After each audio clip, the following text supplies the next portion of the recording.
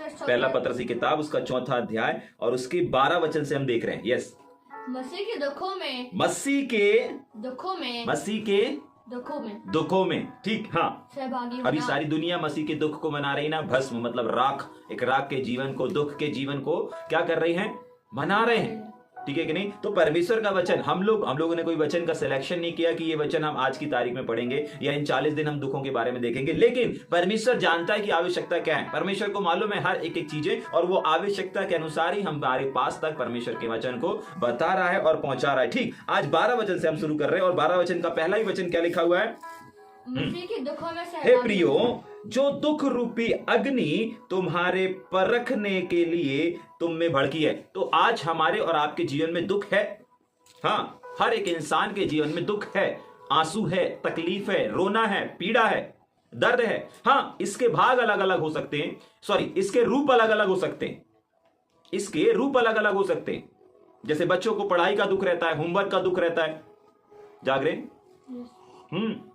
किसी को शादी का दुख रहता है, किसी माता पिता को बच्चों की शादी कराने का दुख रहता है, किसी को घर बनाने का दुख रहता है। अलग अलग प्रकार से जो उनके जीवनों में संघर्ष और चैलेंजेस चलते रहते हैं, वो उस दुख से कहीं ना कहीं होकर के गुजरते रहते हैं। सेवकाई के दौरान आते हैं बहुत सारे दुख। हाँ, सेवकाई करते समय, सेवकाई के फील्ड में आते हैं, लोग विरोध करते हैं तो दुख आता है, अपने लोग विरोध करते हैं तो और ज्यादा दुख आता है। तो कहीं ना कहीं दुख का सामना एक छोटे बच्चे से लेकर के जवान, बुजुर्ग, महिला, पुरुष, हर एक के जीवन में पाया जाता है।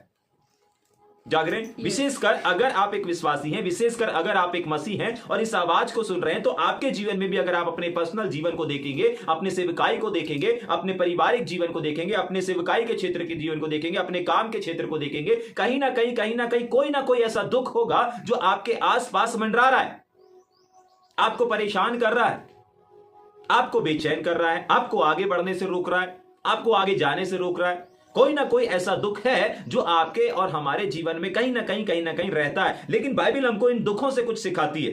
जाग रहे हैं, वापस पढ़ेंगे 12 वचन को। हे प्रियो, जो दुख रूपी अग्नि, हाँ, ये जो दुख की अग्नि है, यहां पर अग्नि के समान बोला गया है। जाग रहे हैं, अग्नि के समान दुख की तुलना की गई है कि ये जो दुख है वो एक अग्नि के समान। अब अग्नि क्या करती है? अग्नि, आग क्या करती है? आग बाइबल बताती है जलाने का काम, उसका और कोई काम नहीं। आग का काम जलाने के अलावा और कुछ नहीं है, समाप्त करने के अलावा और कोई काम नहीं है उसका। जलाने के अलावा उसका कोई दूसरा काम नहीं है। तो बाइबल बताती है दुख क्या, दुख किसके समान तुलना किया जा रहा है? एक अग्नि के समान। किसके समान?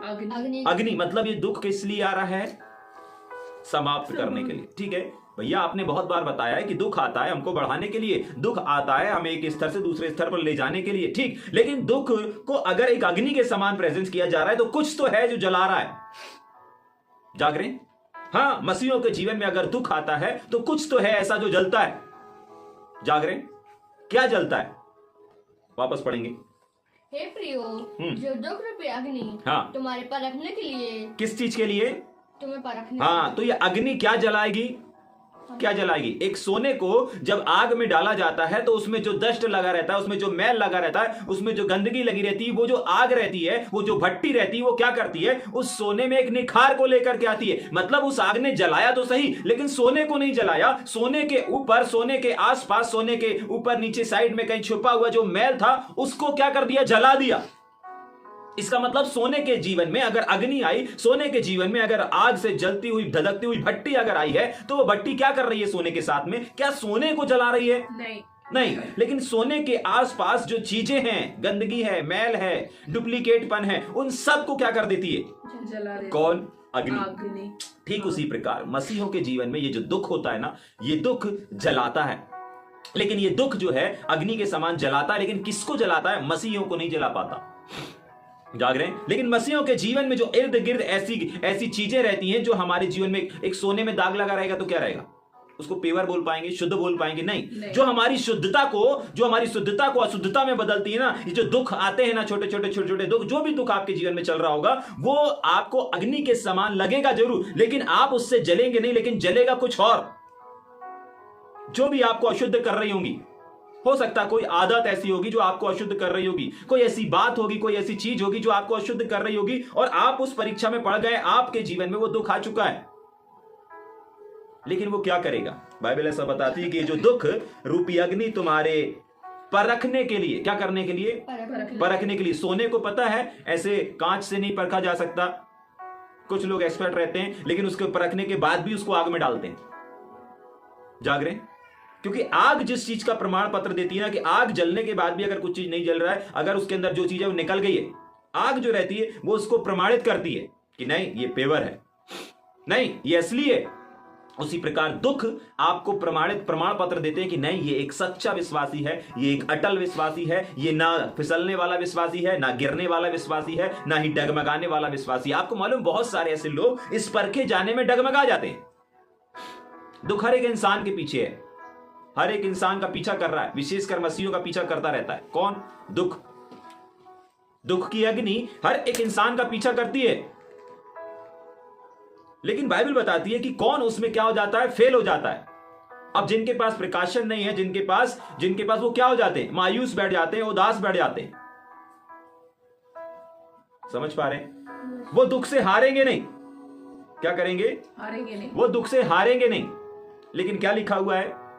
हाँ, वो अग्नि किस लिए है? तुम्हारे परखने के लिए भड़की हुई है। और आगे, इससे यह समझकर अचंभा ना करो कि कोई अनोखी बात तुम पर बीत रही है। हाँ, कोई अनोखी बात तुम पर बीत रही है। बहुत बार हमको लगता है ना, बहुत बार अरे यार कहां से दुख आ गया, कहां से तकलीफ आ गई, कहां से ये चीजें होने लगी मेरे जीवन में, कहां से। बाइबल बोलती है कोई अचंभे की बात नहीं है भाई।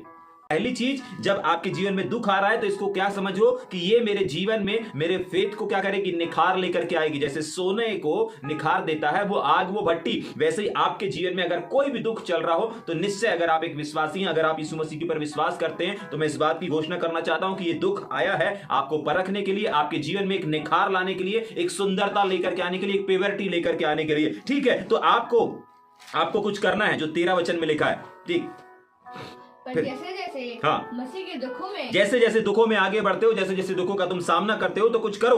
क्या करो? आनंद करो। रो मत, रोते मत बैठो, उदास मत बैठो।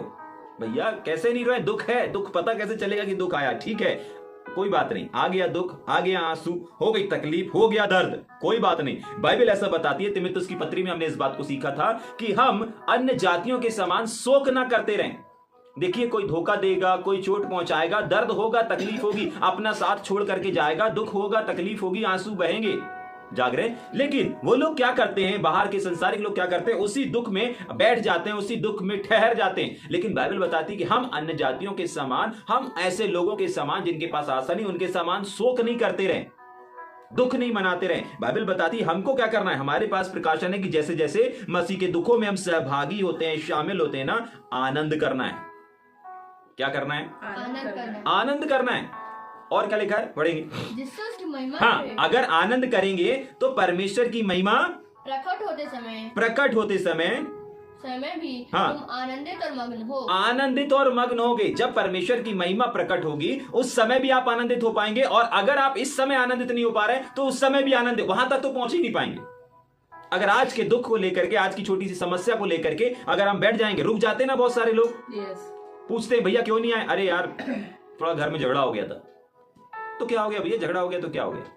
इसमें परमेश्वर का क्या दोष? जाग रहे?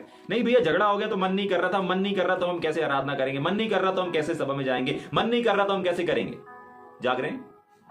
ये क्या है हुआ? ये जो दुख उनके परखने के लिए आया था, ये जो समस्या है, जो विवाद उनके परखने के लिए आया था, इसमें वो क्या हो गए? बैठ गए। उनको करना क्या था? उस समय आनंद मनाना था, उस समय मग्न होना था। जाग रहे? एक जगह ठहर गए। वो परखे तो गए, लेकिन परखे में वो खरा सोना के समान नहीं निकले, एक पीतल के समान निकले। पीतल और सोना एक जैसा दिखता है ना? हाँ, दोनों पीले पीले दिखते हैं। जाग रहे? लेकिन जब आग में परखा जाता है ना, तब समझ में आता है ये पीतल है भाई, ये सोना है। ऐसे ये जो अग्नि है ना, दुख की अग्नि, जाग रहे? ये जो दुख की अग्नि है ना, ये एक विश्वासी को परखती है, ये असली विश्वासी है या डुप्लीकेट विश्वासी है। जाग रहे? जब सबके सामने प्रेज द लॉर्ड हालेलुया बोलना है, यीशु जिंदा है बोलना है, आसानी से बोल लेंगे।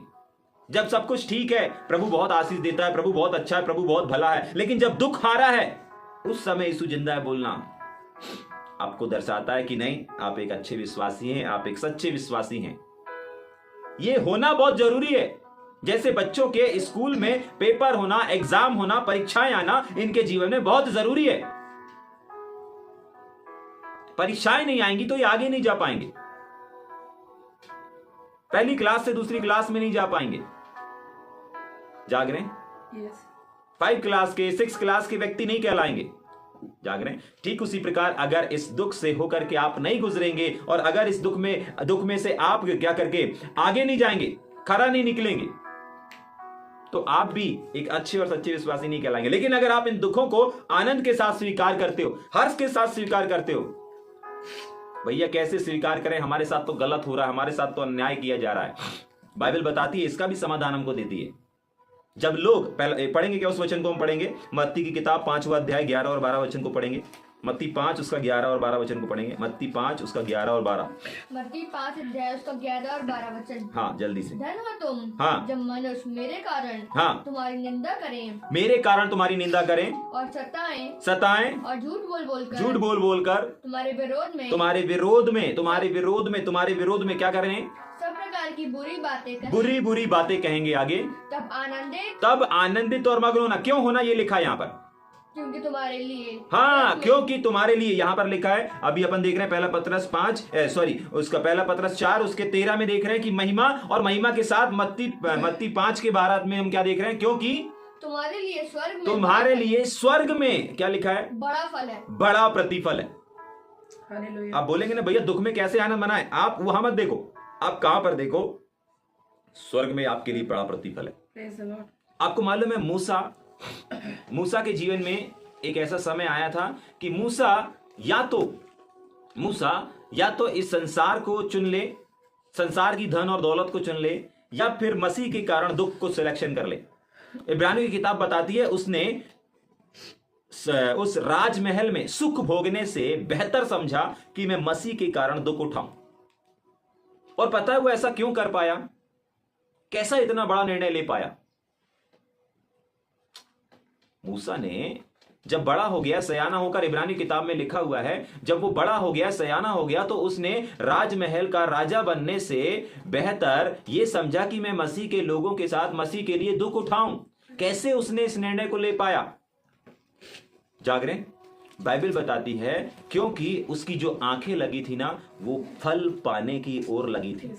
कौन सा फल जो यहां पर लिखा है मत्ती 5 के 12 में, क्या पाने की ओर लगी हुई थी? महिमा पाने की ओर लगी हुई थी। और यह चीज उसको दुख में भी आनंद मनाने के लिए क्या करती थी, बल देती थी। जरा सोच कर देखें, जंगल के सफर में एक ऐसा व्यक्ति जो राजमहल में बड़ा हुआ पला, सब कहां पर हुआ? राजमहल में हुआ। जाग रहे हैं? लेकिन अभी कहां पर है? जंगल में। अभी कहां पर है? लोगों को लेके इधर उधर जा रहा है। कितने लोग 10 प्रकार के दिमाग है, कोई बोल रहा है यहां से चलते, कोई वहां बोलता है अरे यहां से रास्ता है, वहां से रास्ता। इतने सारे उलझनों को झेलता हुआ वो कैसे आनंद कर पा रहा है? क्योंकि उसकी आंखें फल पाने की ओर लगी हुई थी। जाग रहे? क्यों, कैसे वो इस निर्णय को ले पाया? क्योंकि उसकी आंखें कहां पर लगी हुई थी? फल पाने की लगी हुई थी। नहीं, मैं अगर यहां पर दुख उठा लेता हूं, मैं अगर यहां पर इस चीज को सह लेता हूं, तो मेरे लिए क्या है? मेरे लिए एक बड़ा प्रतिफल है। वो क्यों दुख का सिलेक्शन कर पाया? क्यों धन और दौलत को छोड़ करके? बहुत कठिन रहता है ना, सामने धन दौलत रखी है, ऐश और आराम रखा है, राजगद्दी रखी, सारी संपन्नता रखी है, और उसको ठुकरा देना। जाग रहे हैं? उसको ठुकरा देना मामूली बात नहीं होती। जाग रहे हैं? मामूली बात नहीं होती। एक राजपाट को, इन सबको ठुकरा करके दे देना। जाग रहे हैं? हाँ, मैं पढ़ देता हूं उस वचन को। इब्रानियों की पत्री 11 अध्याय उसके 26 वचन में लिखा है, और मसीह के कारण निंदित होने को मिस्र के भंडार से भला समझा। मूसा भी जो था ना, उसने क्या किया? परमेश्वर के लिए उस भंडार को जो उसके लिए रखा हुआ था, उसको कुछ दिन बाद राजा भी बना दिया जाता, लेकिन उसने निंदा सहने को क्या समझा? बड़ा धन समझा। उसने धन को धन नहीं समझा, लेकिन उसने किसको धन समझा? हेलो, उसने किसको धन समझा? उसने उस दुख को धन समझा। मूसा ने उस धन को, जो ओरिजिनल धन था, संसारिक धन था, उस धन को धन ना समझ करके परमेश्वर के दुख उठाने को धन समझा। आज लोग दुख को दुख समझते हैं, इसलिए दुख उठाना नहीं चाहते, लेकिन मूसा ने क्या किया था? दुख को धन समझ लिया था। जाग रहे? मूसा ने दुख को दुख की नजर से नहीं देखा। आज हम दुख को दुख की नजर से देखते हैं, इसलिए आंसू बहाते रहते हैं। लेकिन प्रेज गॉड, आज परमेश्वर हमसे जिस विषय के ऊपर बात कर रहे हैं, क्या है बेटा हमारा टॉपिक आज का? हाँ, मसीह के दुखों में सहभागी। मसीह के दुखों में सहभागी होना। कौन लोग सहभागी हो सकते हैं? कौन लोग सहभागी हो रहे हैं? कैसे सहभागी हो सकते हैं? इन चीजों को हम देख रहे हैं। हमारे पास अवसर रहेगा अच्छी चीजों का सिलेक्शन करना। हमारे पास अवसर रहेगा कि हम अच्छे को और दुख को, दोनों में से किसी एक को सिलेक्ट कर सकते हैं। जाग रहे? समझ में आ रहा है? पूरा पढ़ देंगे उसको।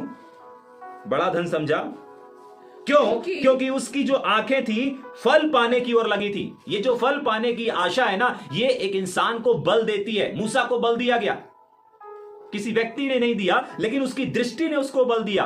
अगर आज आप मायूस हैं, अगर आज आप निराश हैं, अगर आज आप हताश हैं अपने दुख को लेकर के, अपनी तकलीफ को लेकर के, अपनी समस्याओं को लेकर के, अपनी चिंताओं को लेकर के, अपने धोखे को लेकर के, तो आप इसलिए निराश हैं क्योंकि आपकी जो आंखें हैं ना, वो सही जगह पर नहीं लगी हैं। हाँ, अगर आज आप दुखों में आनंद नहीं कर पा रहे हैं ना, उसका कारण यही है कि आपकी जो दृष्टि है, आपकी जो आंखें हैं, वो फल पाने की बजाय कहीं और लगी हुई है। अभी भी उसी धोखे में लगी हुई है, अभी भी उस गद्दारी में लगी हुई, अभी भी उस छल में लगा, अभी भी मेरे साथ जो अन्याय हुआ, गलत हुआ, उसके ऊपर लगी हुई है। लेकिन बाइबल बताती है मूसा को जो बल दे रहा था, मूसा को जो हिम्मत दे रहा था, कोई इंसान नहीं दे रहा था। हाँ, परमेश्वर ने बता दिया था प्रतिफल है। हमको भी बता दिया गया तुम्हारे लिए प्रतिफल है। अभी अपन ने पढ़ा मत्ती किताब उसके 5वें अध्याय और उसके 11-12 वचन में पढ़ा कि हमारे पास क्या है, एक बड़ा प्रतिफल रखा हुआ है हमारे लिए। और अभी हमने पहला पतरस उसका 4:13 में लिखा कि प्रतिफल के साथ साथ महिमा भी है, महिमा भी है। तो ये सारी चीजें हमें बल देनी चाहिए। इस संसार से होकर के जब हम जा रहे हैं, इस यात्रा को जब हम कर रहे हैं, तो ये चीजें हमें बल देनी चाहिए। प्रभु एक बड़ा प्रतिफल मेरे लिए रखा है, प्रभु एक बड़ी महिमा मेरे लिए रखी है। और ये वो फल पाने वाली आंखें हैं जहां हमें देखना है। ये वो वस्तुएं जिनकी ओर हमें अपनी दृष्टि को लगाना है। और अगर हम नहीं लगाएंगे तो हम छोटे छोटे दुखों में दुखी होकर के बैठ जाएंगे। जाग रहे? समझ पा रहे हैं? छोटे छोटे दुखों में हम बैठ जाएंगे, निराश हो जाएंगे, मायूस हो जाएंगे। नहीं, आपको दुख से हार करके बैठना नहीं है, परंतु आपको दुख में भी खड़े रहना है। आमीन, हालेलुया। आपको अपने दुख में भी खड़े रहना है। और यही तो पहचान है एक सच्चे और अच्छे विश्वासी भाई और बहनों की। यीशु मसीह के जीवन में कितने दुख थे। यीशु मसीह बोल रहा है ना, क्या टॉपिक है हमको उसके दुख में, क्या है बेटा टॉपिक? सहभागी होना। यीशु मसीह के दुख में सहभागी होना, यीशु मसीह के चमत्कार में सहभागी नहीं होना। सब लोग चाहते हैं ना चमत्कार में सहभागी होना, यीशु मसीह के समान चमत्कार करना सब चाहते हैं। यीशु मसीह के समान हाथ उठाए और चंगाई छुटकारा होने लगे, यीशु मसीह के समान बोल दे और दुष्ट आत्मा निकालने लगे, सब चाहते हैं। यस। लेकिन इसके साथ साथ अच्छी चीजें होना चाहिए, इसके साथ साथ उसके दुखों में भी सहभागी हो। क्या करें? यस। समझ पा रहे हैं इस बात को? क्या करना है? आपको अपनी दृष्टि बदल देना है। अगर आपसे दुख भुलाया नहीं जा रहा है, धोखा भुलाया नहीं जा रहा है, दृष्टि बदल दो। जाग रहे? दृष्टि बदल दो। ये दृष्टि आपको बल देगी। जाग रहे? ये दृष्टिकोण आपको बल देगा, हिम्मत देगा, सामर्थ्य देगा और आपको आगे लेकर के जाएगा। और आपकी जो मंजिल है, आपका जो प्रतिफल है और आपके लिए जो महिमा रखी है, वहां तक आपको जाने में सहायता और मदद करेगा। आगे चलेंगे क्या? 14 वचन। परमेश्वर के दुखों में सहभागी होने के कुछ चीजों को हम देख रहे हैं कि कैसे हम उसके दुखों में सहभागी हो सकते हैं। ठीक, जल्दी से 14 वचन को। फिर यदि मसीह के नाम के लिए हाँ, तुम्हारी निंदा याद से सुनिए, ध्यान से सुनिएगा, आपकी निंदा भी होगी। जाग रहे? निंदा भी किया जाएगा, अपमानित भी किया जाएगा। मतलब आपके सर को नीचा किया जाएगा, आपके सर को ऊंचा नहीं, नीचा भी किया जाएगा। यीशु मसीह के सर को ऊंचा नहीं किया गया, नीचा किया गया। लेकिन जिसने उसको नीचा किया, उसके परमेश्वर ने, उन सब के परमेश्वर ने उसी सिर को ऊंचा किया। Praise the Lord. संसार नीचा कर रहा था, संसार क्या कर रहा था? नीचे कर रहा था। तू ये है, तू वो है, तू ये है, अपने आप को बड़ा परमेश्वर का बेटा बताता है, अपने आप को ये बताता है, अपने आप को भगवान बोलता है, अपने आप तेरे अंदर दुष्ट आता। बहुत बार क्या किया गया? क्या लिखा यहां पर? मसीह के लिए तुम्हारी निंदा की जा रही थी। यीशु मसीह की निंदा की गई और यीशु मसीह बोलता है, परमेश्वर का वचन बता रहा है कि तुम्हारी भी निंदा की जाएगी। जाग रहे? यस। हाँ, तुम्हारी भी निंदा की जाएगी। तैयार हैं यस। मसीह के दुखों में सहभागी होने के लिए? भैया बहुत कठिन है। चमत्कार में सहभागी हो लेते हैं ना, प्रार्थना में भी सहभागी हो लेंगे, जाग लेंगे जैसे तैसे, ठीक है कि नहीं? आराधना में भी सहभागी हो लेंगे भैया, दुखों में सहभागी होना मत सिखाइए ना। जाग रहे? ठीक है, दुखों में सहभागी हो लेंगे, निंदा नहीं सहन होगी भैया। बेइज्जती हम नहीं सहन कर सकते, अपनी इंसल्ट नहीं सहन कर सकते भैया, अपनी नाक को नीचे होते हुए नहीं देख सकते भैया। जाग रहे हैं? सोच करके देखे, हमारे यीशु मसीह के तो शरीर से हर एक कपड़े को उतार दिया गया था। जाग रहे हैं? कितनी निंदा उसने नहीं सहा, कितना अपमान उसने नहीं सहा। हम जिस विषय को ध्यान कर रहे हैं वो है मसीह के दुखों में सहभागी होना।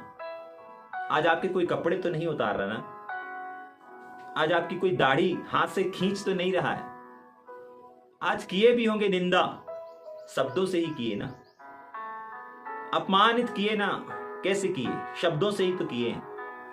जाग रहे हैं? धोखे ही तो दिए हैं। जाग रहे हैं? ज्यादा निंदा नहीं हुआ। समझ में आ रहा है?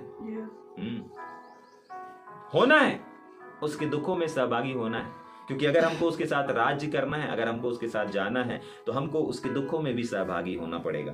क्या लिखा हुआ है? एक और बार पढ़ के आगे चलेंगे। 14 वचन। फिर यदि मसीह के लिए अगर निंदित होना पड़े, बेइज्जत होना पड़े, सिर को नीचा करना पड़े, आपकी नाक नीचे हो जाए, आपका सर नीचा किया जाएगा, आगे तो तुम धन्य हो। तो क्या हो? धन्य तो क्या हो? धन्य हो। तो धन्य हो। अभी जब दुख दे रहे थे तो क्या बोला था? आनंद करो, क्योंकि बड़ा प्रतिफल है। और अगर निंदा की जा रही है, अपमान किया जा रहा है, आपके सिर को नीचे किया जा रहा है, ठीक है, तो क्या लिखा हुआ है? तुम धन्य हो। जाग रहे हैं? क्या हो? धन्य हो। Praise God. अगर आज आपको ऊंच नीच बोला जा रहा है, प्रेज गॉड की आज आपको नीचा किया जा रहा है, प्रेज गॉड की आज आपके नाक को, आपके मस्तक को, आपको 4 जन के सामने बुरा भला बोल करके आपकी बेइज्जती की जा रही हो, प्रेज गॉड। परमेश्वर का वचन कहता है यही तो व्यक्ति जो है, यही तो वो भाई है, यही तो वो बहन है जिसको मैं धन्य कह रहा हूं। हो सकता है लोग आपको धन्य नहीं कह रहे होंगे, लोग आपको, जो आपके विरोध में बोल रहे हैं ना, जो आपको बेइज्जत कर रहे हैं, वो उस नजर से देख रहे होंगे। लेकिन यशायाह नबी की किताब उसका 43 अध्याय बताता है कि संसार कुछ भी बोले, लेकिन तू मेरी दृष्टि में अनमोल और प्रतिष्ठित ठहरा है। Praise the Lord, amen. जाग रहे हैं? पढ़ देंगे क्या उस वचन को? यहां पर 14 वचन में क्या हो रहा है? 14 वचन में हो रहा है कि लोग निंदा कर रहे हैं। 14 वचन में क्या हो रहा है? लोग निंदा कर रहे हैं, लोग बेइज्जत कर रहे हैं, झूठे आरोप लगा करके बेइज्जत कर रहे हैं, और तमाम चीजों को आरोप लगा करके हमारे सर को नीचा कर रहे हैं। लेकिन बाइबल बताती है, यशायाह 43 के पहले, दूसरे, तीसरे वचन को अगर हम देखेंगे तो वहां पर ऐसा लिखा हुआ है कि तू मेरी दृष्टि में अनमोल और प्रतिष्ठित ठहरा हुआ है। इससे कोई फर्क नहीं पड़ता कि संसार आपके बारे में क्या बोलता है, इससे कोई फर्क नहीं पड़ता कि लोग आपके बारे में क्या बोलते हैं। फर्क इससे पड़ता है कि आपका परमेश्वर आपको क्या कहता है। लोग आपको लज्जित कर रहे हैं, कोई बात नहीं। लोग आपको, आपके नाम को उछाल रहे हैं, कोई बात नहीं। लोग आपके सिर को नीचा कर रहे हैं, कोई बात नहीं।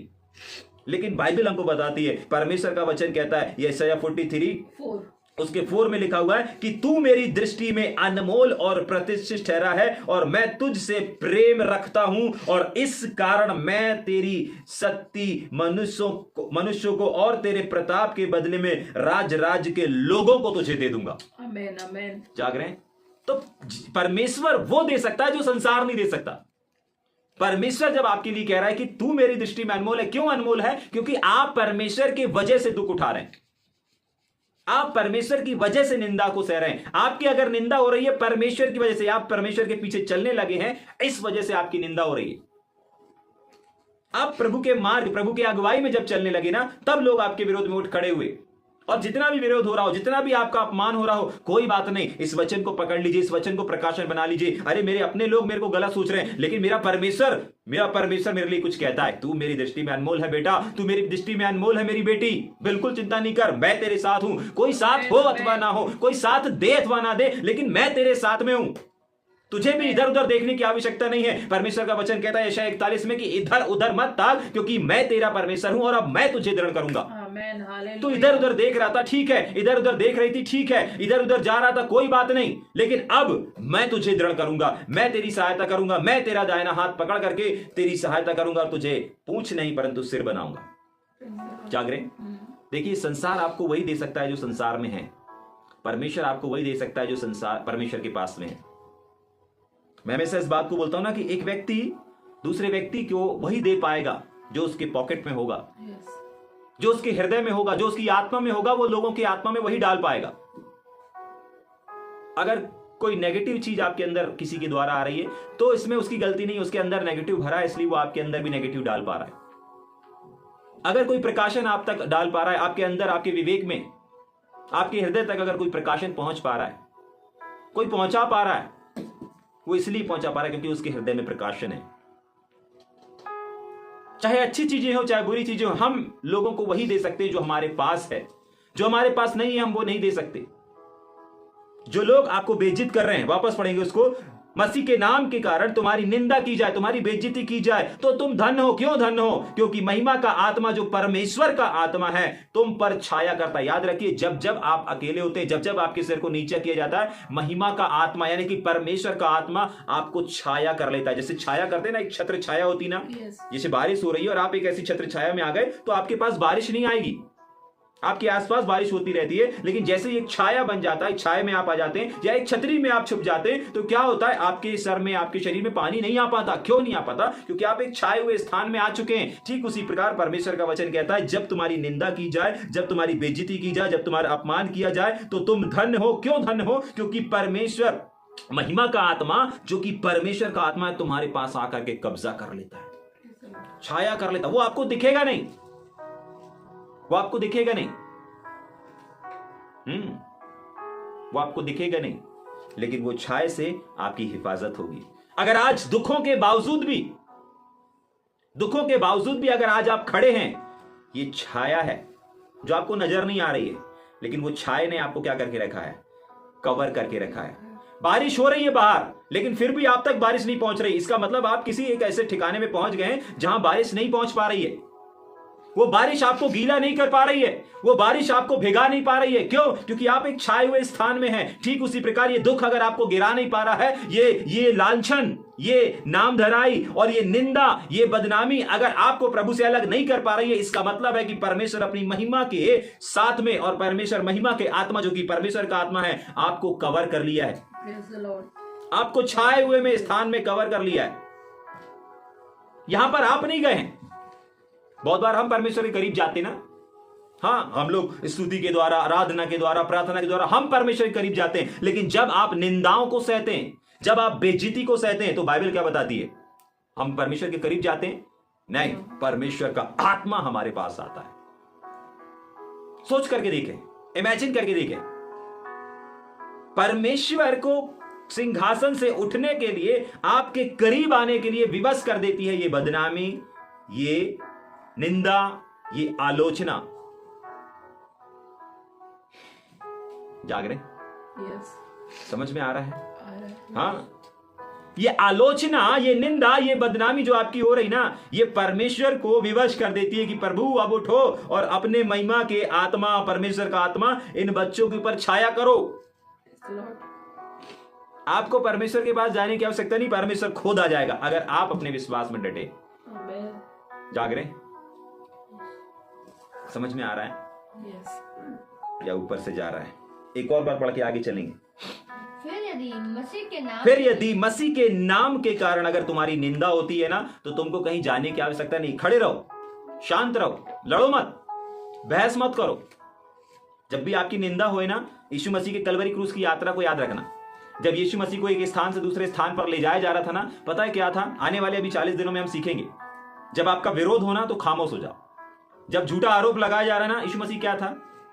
चुप था। अभी हम रात में 40 दिन 40 कथाओं को सुन रहे हैं ना, कथा के 40 भाग को सुन रहे हैं। एक एक बात, एक एक स्टेप हमको बहुत कुछ सिखाता है। उसमें से एक भाग ये भी है, यीशु मसीह की खामोशी हमें कुछ सिखाती है। कब खामोश रहना है? जब लोग आपके विरोध में उठ खड़े हों, जब लोग आपकी निंदा करने लगे, जब लोग आपके ऊपर गलत आरोप लगाएं, उस समय शांत हो जाओ। यीशु मसीह ने कभी किसी को पलट के जवाब नहीं दिया, विशेषकर उस स्थान पर नहीं दिया। हाँ, कुछ जगह पर दिया, लेकिन वहां पर जब झूठा आरोप लगाया जा रहा था, वहां पर नहीं दिया। बहुत बार हम लोग क्या करते हैं ना, हम लोग बहस करने लगते हैं। नहीं, हमने नहीं किया ऐसा, तुम कैसे बोल सकते हो? मैंने उसको नहीं बोला, मैंने उसको नहीं किया, मैंने इसकी चुगली नहीं किया, मैंने उसकी चुगली नहीं किया। जबरदस्ती अपन संघर्ष करने लगते हैं ना। हाँ, अपने आप को सही साबित गलत साबित करने में लग जाते हैं।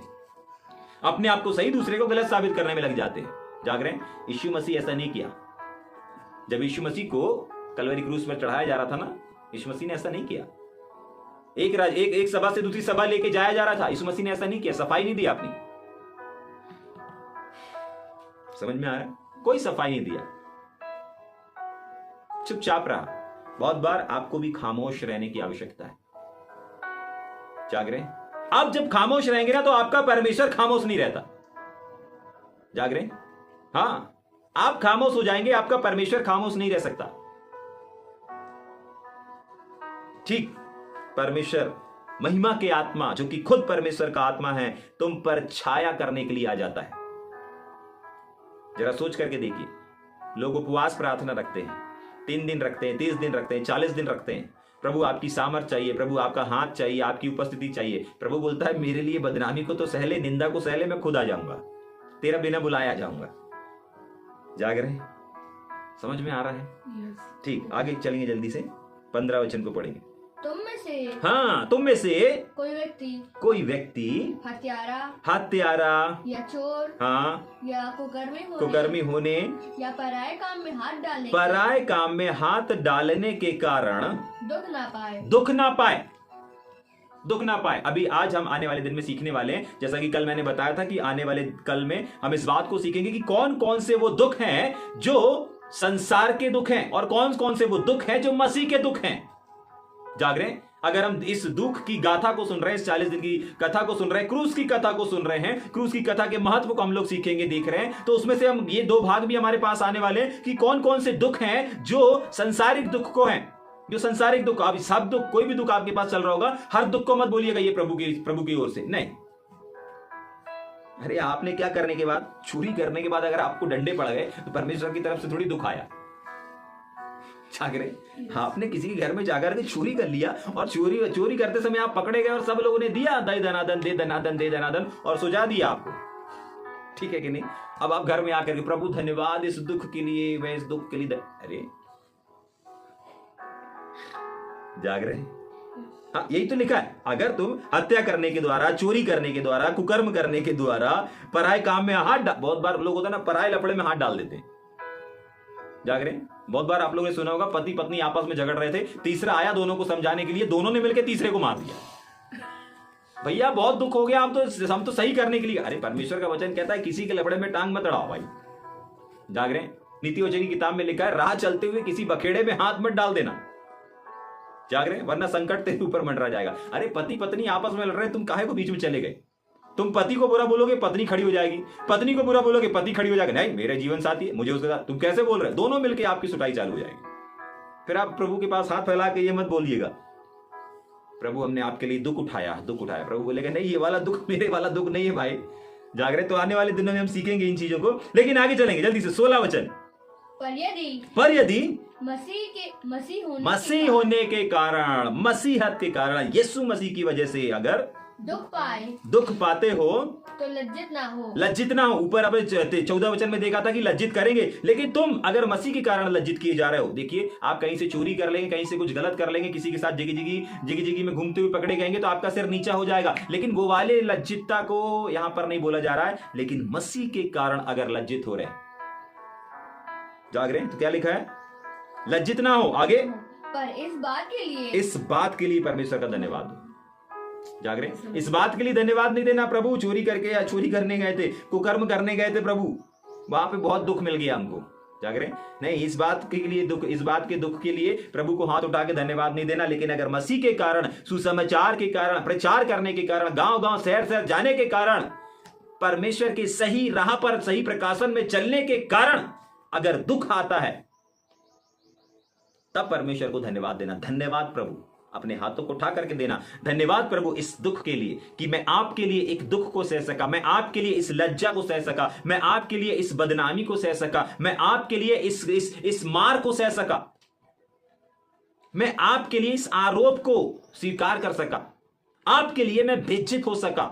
इस बात के लिए क्या लिखा है? परमेश्वर का, इस बात के लिए परमेश्वर की महिमा। हाँ, इस बात के लिए परमेश्वर की महिमा करें।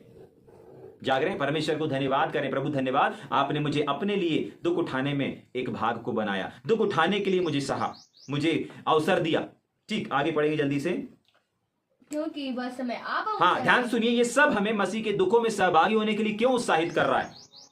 पत्रस हमको इन मसीह के दुखों में सहभागी होने के लिए, पार्टिसिपेट करने के लिए, उसका भाग बनने के लिए क्यों उत्साहित कर रहा है? क्योंकि उसका आंसर लिखा हुआ है 17 वचन में। हाँ, क्योंकि समय आ चुका है ना, समय अब बहुत ज्यादा नहीं रह गया।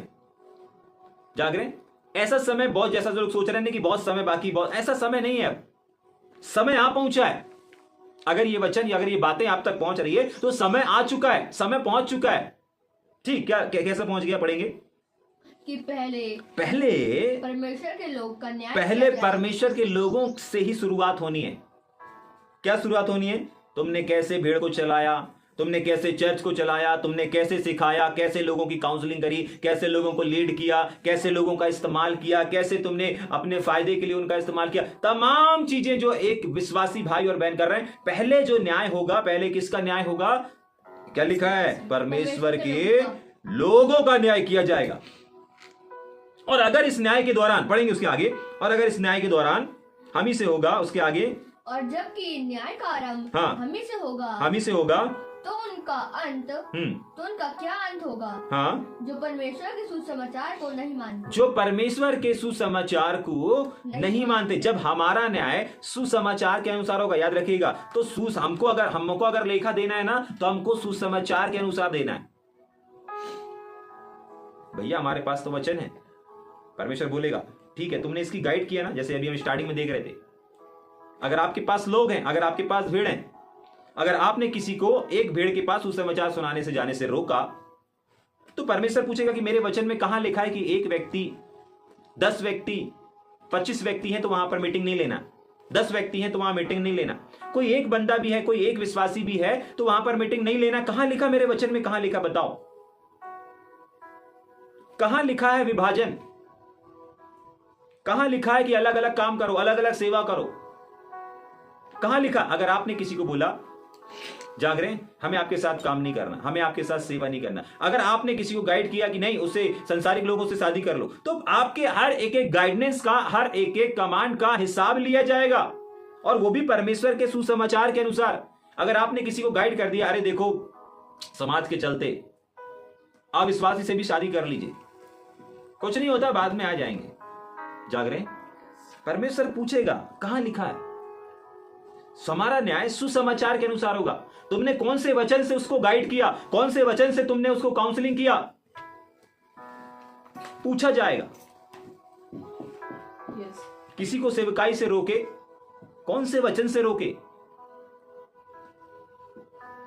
जाग रहे हैं? हर एक एक वो छोटी छोटी चीजें जो हम विश्वासी लोग अपने दिनचर्या में करते हैं, हमारे से हिसाब लिया जाएगा कि तुमने अगर इस काम को किया तो कौन से सुसमाचार से किया, कौन से वचन से किया। तभी के लिए आज सुबह मैं इस बात को बता रहा था मीटिंग शुरू करने से पहले कि बहुत इंपॉर्टेंट है लीडर्स को पहचानना, कौन सा लीडर सही है, कौन सा लीडर गलत है। और उनकी पहचान एक ही चीज से होती है, और वो है परमेश्वर का वचन। उनके गाइडेंस को देखो, अगर वो गाइडेंस आपको परमेश्वर के वचन से कर रहे हैं, जाग रहे हैं, परमेश्वर के वचन से कर रहे हैं तो वो सही है। अगर परमेश्वर के बाहर आपकी काउंसलिंग कर रहे हैं, परमेश्वर के विरोध में कुछ करने को बोल रहे हैं, जाग रहे हैं, आप समझदार हैं, जाग रहे हैं। हर एक वो चीज, हर एक वो छोटी छोटी बातें जो एक लीडर अपने लोगों को बोल रहा है, कमांड कर रहा है, आदेश दे रहा है, और जो वो खुद अपने जीवन में भी कर रहा है, अगर सुसमाचार के बाहर कर रहा है हिसाब लिया जाएगा। अगर सुसमाचार के अनुसार कर रहा है अच्छी बात है, लेकिन अगर सुसमाचार के बाहर है तो बहुत बड़ी पनिशमेंट है। जाग रहे हैं? इसीलिए अपने लोगों की अगुवाई करें लेकिन वचन से करें, अपने लोगों को गाइड करें लेकिन वचन से करें, अपने जीवन में कोई डिसीजन लें वचन से लें। परमेश्वर के वचन होना बहुत जरूरी है। हर एक छोटी छोटी बातों के लिए, हर एक छोटी छोटी शिक्षाओं के लिए, हर एक एक काउंसलिंग के लिए भी परमेश्वर का वचन होना जरूरी है। जाग रहे हैं? ऐसे आपका कोई भी क्वेश्चन नहीं है इस संसार में, और हर प्रकार के लोगों में ऐसा कोई सवाल नहीं है जिसका आंसर आपकी बाइबल में ना हो। जाग रहे हैं? ऐसा कोई भी सवाल है ही नहीं जिसका जवाब आपकी बाइबल में ना हो, परमेश्वर के पास ना हो, परमेश्वर के वचन में ना हो। आगे चलेंगे क्या? जल्दी से 18-19 पढ़ के खत्म करेंगे पर।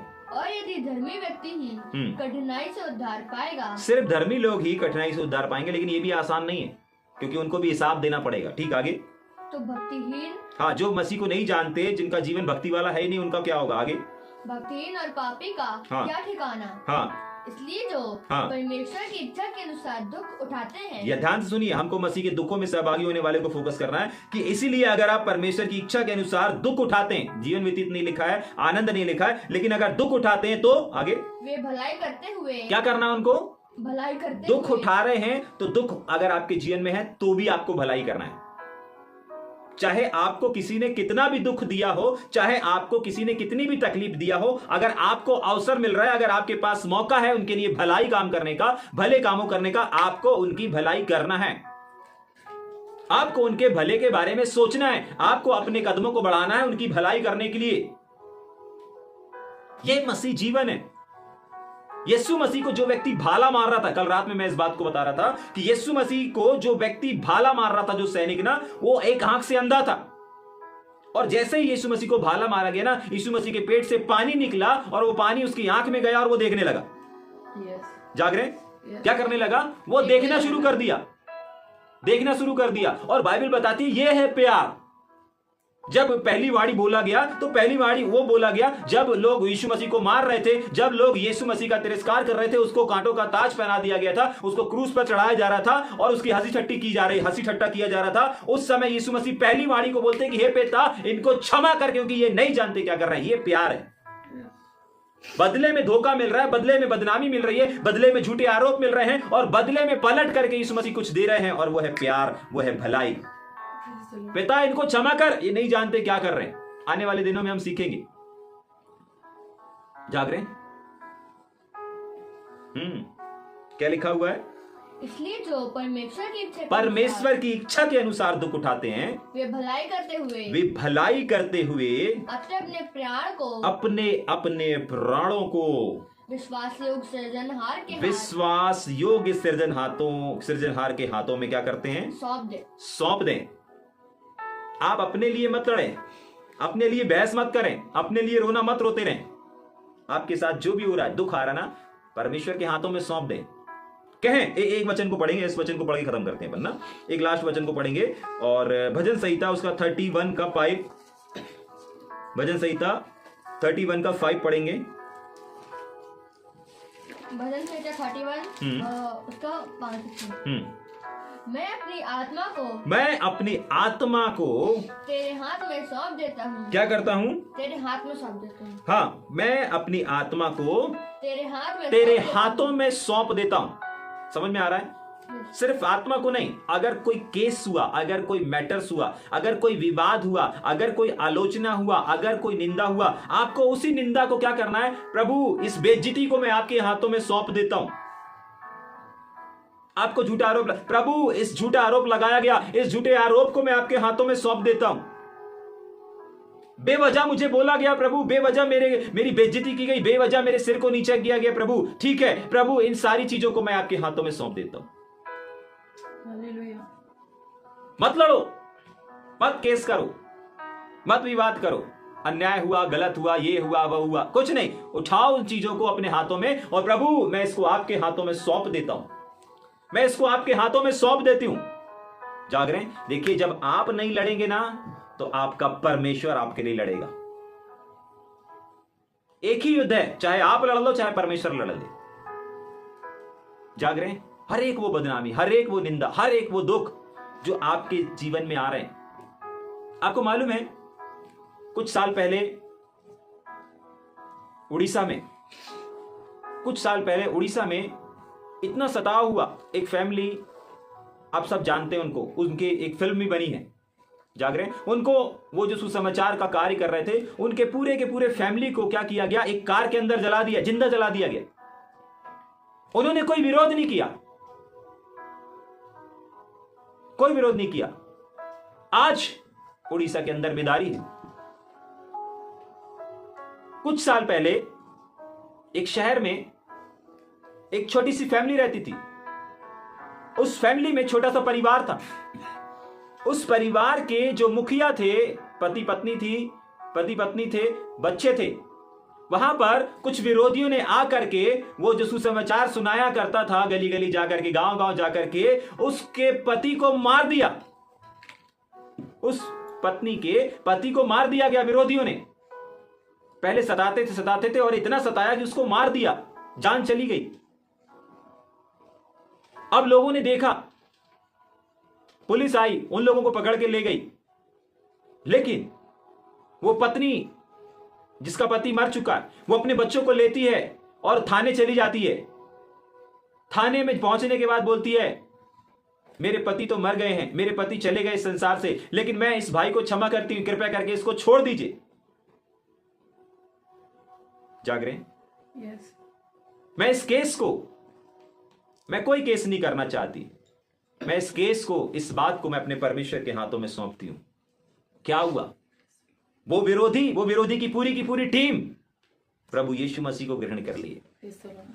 जितने सताने वाले थे सब के सब क्या हुए? प्रभु यीशु मसीह को ग्रहण कर लिए। जाग रहे हैं? देखिए, एक ही युद्ध है, एक ही लड़ाई है, एक ही जीवन है। आप लड़ लो या परमेश्वर को लड़ने दो। आप न्याय करो या परमेश्वर को न्याय करने दो। आप पलट के जवाब दो या फिर परमेश्वर को जवाब देने दो। आप अपनी ताकत, अपनी क्षमता के अनुसार लड़ेंगे और परमेश्वर अपने लेवल से लड़ेगा। आपके शस्त्र, आपके शब्द इस संसार के हो सकते हैं, लेकिन बाइबल बताती है कि परमेश्वर के शब्द और परमेश्वर की सामर्थ स्वर्ग से आती है। जाग रहे हैं?